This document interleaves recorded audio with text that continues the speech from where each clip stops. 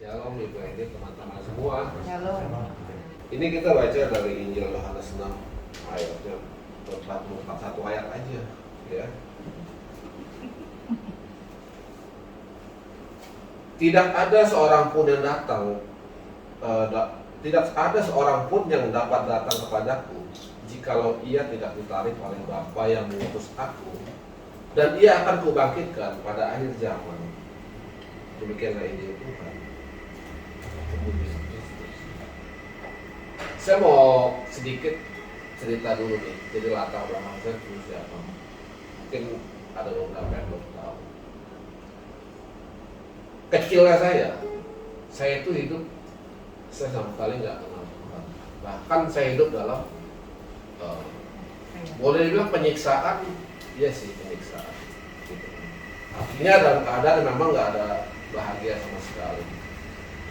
Sering dipukul, sering omongan-omongan yang tadi kita bicarakan itu omongan-omongan negatif yang memang terlalu sering diomong oleh orang-orang terdekat kita, itu yang bisa nempel di otak kita, dan itu yang juga bisa merusak kita, termasuk saya gitu. Jadi mulai dari kecil sampai saya gede itu pikiran saya itu juga semua terekamnya negatif gitu. Kalau pikiran kita sudah negatif, artinya kelakuan kita pun pasti negatif. Itu sudah pasti. Prestasi yang terbesar saya hari itu adalah saya hampir ngebunuh bapak saya. Itu prestasinya. Itu berlanjut terus sampai saya menikah. Gitu. Ya, itu berlanjut terus sampai saya menikah. Jadi saya tuh begitu saya udah bisa jalan sendiri, bisa udah mulai besar gitu, saya keluar dari rumah. Saya lanjutkan dengan kehidupan yang memang sungguh-sungguh negatif. Jadi saya berteman itu sama tukang todong lah, tukang tipu lah, kayak gitu. Karena mereka bisa terima saya. Karena di rumah saya udah bilang, bego, goblok. Kadang-kadang saya pada ketok pakai kunci ring gitu, itu kan besi penuh. Gitu. Jadi begitu banyak sebetulnya yang membuat saya tuh bahagia sejak saya kecil. Dari firman tadi, dari Injil tadi, kita semua tahu bahwa sebetulnya ketika kita menjadi pengikut Kristus, itu bukanlah atas dasar kemauan kita. Kita itu nggak bakal bisa jadi pengikut Kristus kalau memang Allah Bapa nggak menarik kita. Ya, jadi sampai di sini kita harus sadar ini. Oh, jadi sebetulnya Tuhan itu, Bapa itu sudah sungguh mengasihi kita, sehingga kita tuh ditarik untuk menjadi pengikut anaknya gitu. Lalu gimana dong respon kita sekarang ketika kita tahu nih, oh iya saya sudah dibaptis, saya jadi pengikut Kristus, bahkan ada sudah melayani. Lalu bagaimana saya caranya bersyukur? Ya kan? Jadi kalau kita udah ditarik, udah diselamatkan, semua kita tahu ya, Kristus itu bahkan mati, dosa kita tuh bahkan telah ditebus. Itu bukan dengan harga yang murah, tapi harganya mahal, dengan darah Kristus sendiri. Ya kan? Lalu bagaimana cara kita merespon daripada kasih Allah ini? Ya udah, yang penting saya udah masuk gereja kok, gitu kan? Saya udah jadi Katolik, saya udah dibaptis. Karena ketika saya dibaptis, namanya saya tercatat di surga. Betul gak sih kayak gitu? Lalu bagaimana cara jalan hidup sehari-harinya kita? Ada satu cerita, ini saya belum lama, baru minggu kemarin saya baru dengar, saya kaget. Ada satu keluarga di tempat saya ini, dia ini Katolik dari kecil. Ya. Tapi ya itu, Katolik ya Katolik aja, ke gereja aja. Tanpa tahu kita mesti ngapain, lalu sebetulnya kita ngikut Kristus tuh mau apa? Ya. Mungkin ada juga yang bingung nih. Iya ya, saya ikut Kristus sebenarnya mau ngapain sih? Saya pelayanan tuh saya mesti ngapain? Apa saya karena ikut-ikutan aja gitu? Ya Pak Pram bilang ya saya mesti masuk ke seksi ini, ya ikut aja lah. Yang penting saya pelayanan. Ya, tanpa tahu tujuan awal kita. Sebetulnya kita mau ngapain?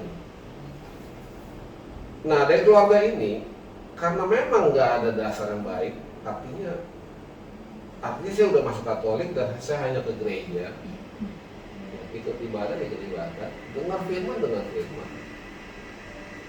Tapi yang saya dengar terakhir adalah satu bulan ini masuk ke agama lain. Dan ini menyedihkan, saya bernangis tuh dengarnya. Kenapa? Dia itu bukan nggak aktif sama sekali. Dia itu sangat aktif, enggak sangat aktif, tapi aktif lah di lingkungan. Jadi sebenarnya bagaimana dong harusnya respon kita menanggapi kasih Allah ini yang telah Tuhan berikan sama kita. Kita yang dulunya nggak siapa-siapa, bukan siapa-siapa, hidup juga kan nggak bener lah, gitu kan.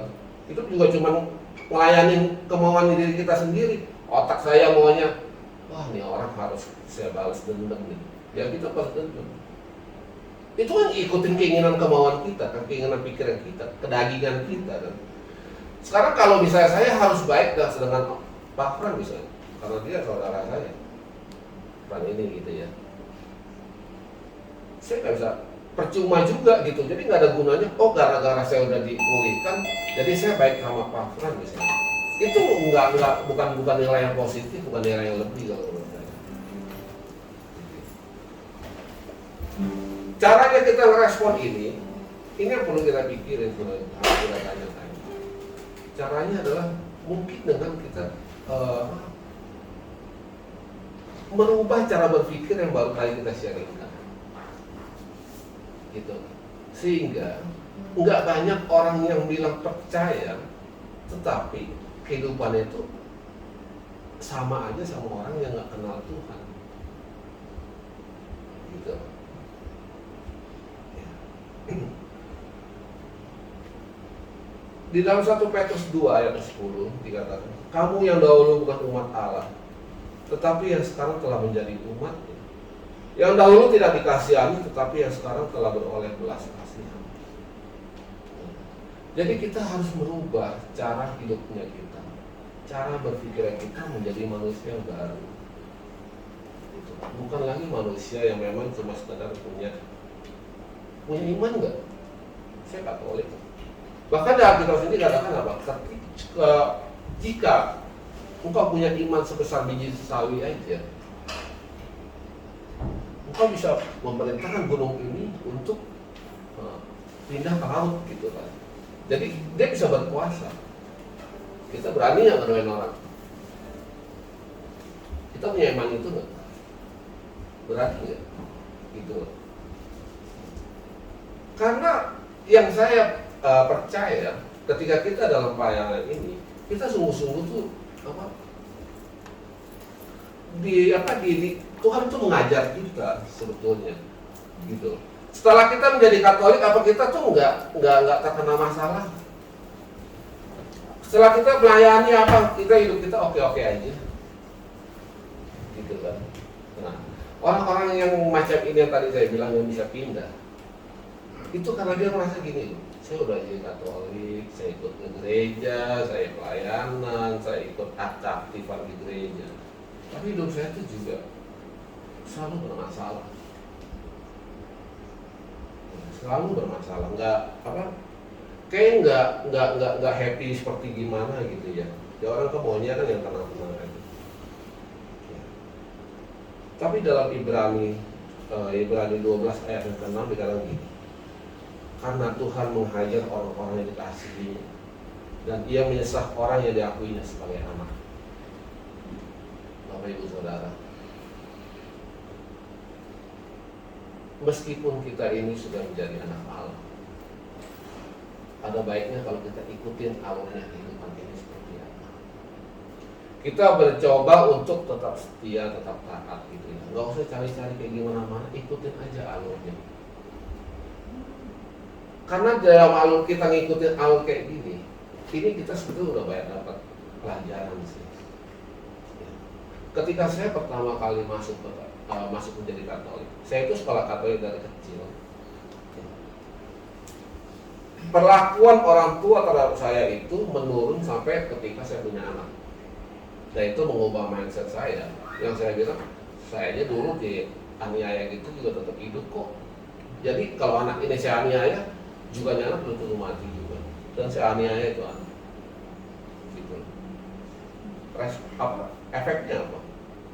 Anak ini dulu khawatir juga parah banget. Sehingga saya itu seolah-olah memang saya nggak punya keluarga sudah. Jadi saya hidup sendiri aja kayaknya. Karena di rumah juga nggak ada berani ngomong sama saya, orang takut gitu. Ya. Ketika kita tahu firman Allah ini, bahwa sebetulnya kita ini, Tuhan ini memberikan belas kasihan itu sudah sama kita. Kita ini bisa masuk jadi pengikut Kristus itu karena Allah Bapa yang menarik. Dan saya harus merespon ini dengan rasa syukur. Jadi gimana? Ya saya harus berusaha dong untuk merubah cara hidup saya yang lama menjadi cara hidup saya yang baru, yang sesuai dengan apa yang Tuhan mau, kan gitu ya harusnya. Jadi saya mulai belajar ini, gitu kan. Saya ikut pelayanan, di situ banyak masalah, banyak banget. Yang namanya dia, kamu tuh munafik bener sih jadi orang, lu sok suci, lu gini-gini, nggak apa-apa, kita terima aja, gitu. Kita terima, kita doa, kita ngomong, kita lapor sama yang kasih kerjaan, gitu kan. Saya lapor sama Tuhan, sama Yesus itu saya sering ngobrol gitu. Jadi kita ngobrol aja biasa kayak ada orang aja gitu, kayak sama temen aja kita ngobrol. Tuhan gimana ini caranya? Tuhan kasih hikmat, dia kasih udah keluar. Dan itu pasti, dari situ saya alami sendiri.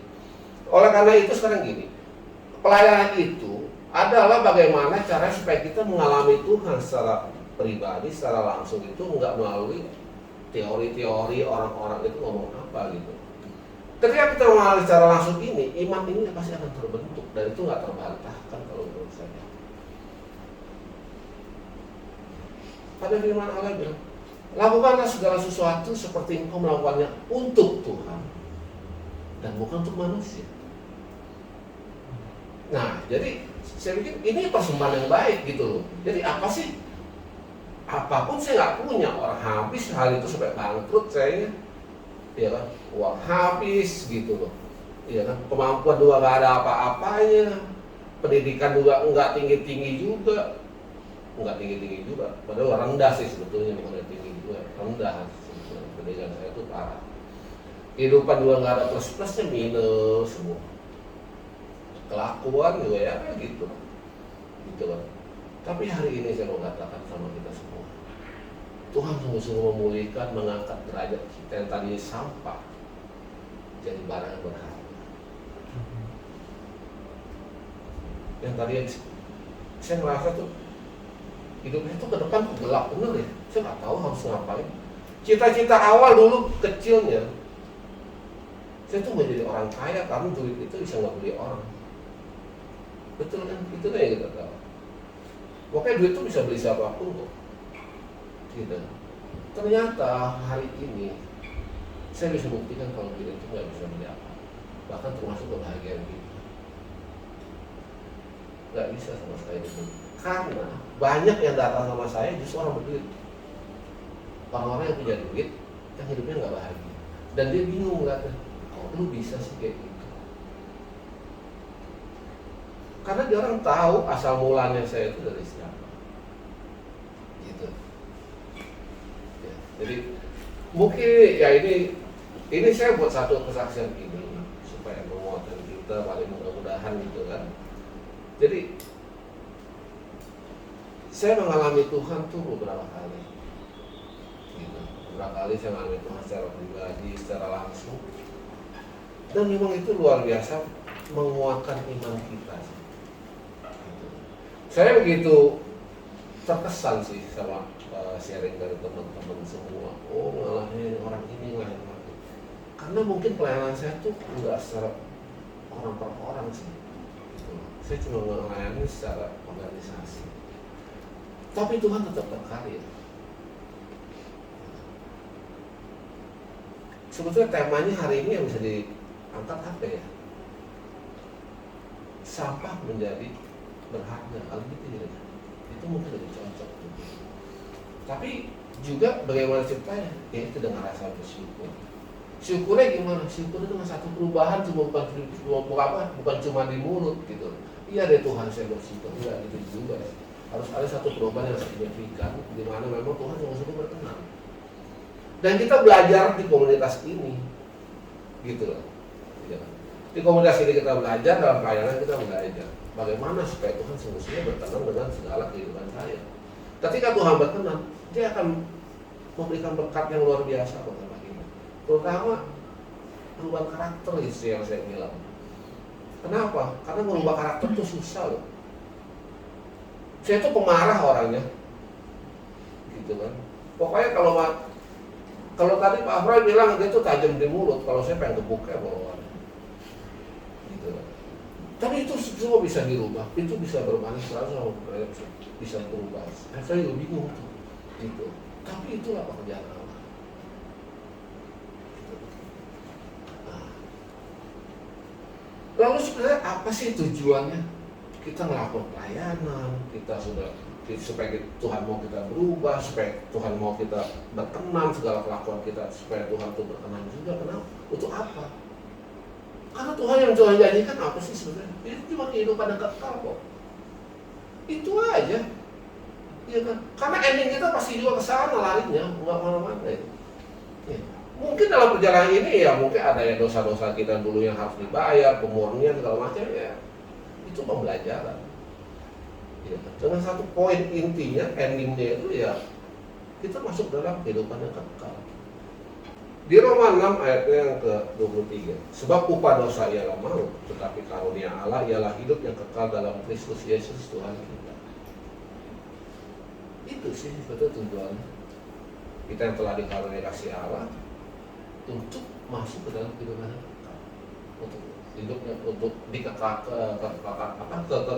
nanti gitu, ngomong ke skriptor gitu kan, itu sebenarnya itu aja. Jadi mari kita belajar, kita ada menjadi satu kawanan jemaat di komunitas ini. Lalu kita juga mungkin ada yang melayani di luar, tetapi kita mau belajar bersama-sama supaya kita dapat membentuk karakter kita lebih baik lagi yang sungguh berkenan kepada Allah. Ya. Oke, terima kasih, Tuhan memberkati.